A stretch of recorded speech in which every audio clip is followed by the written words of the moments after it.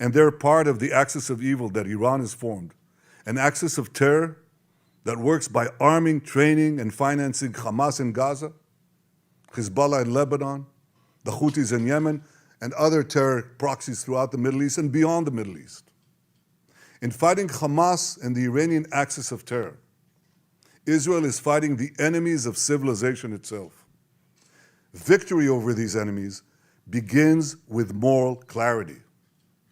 It begins with knowing the difference between good and evil, between right and wrong.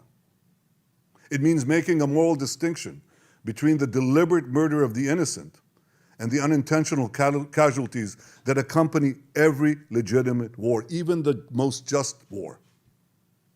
It means holding Hamas responsible for the double war crime it commits every day by deliberately targeting Israeli civilians while deliberately using Palestinian civilians as human shields. It means making clear that the use of human shields is not only an immoral tactic of terror, but also an ineffective one.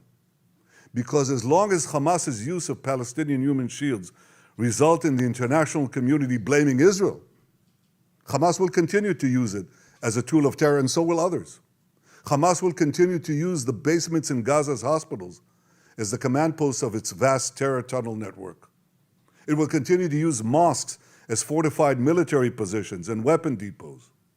It will continue to steal fuel and humanitarian assistance from UN facilities.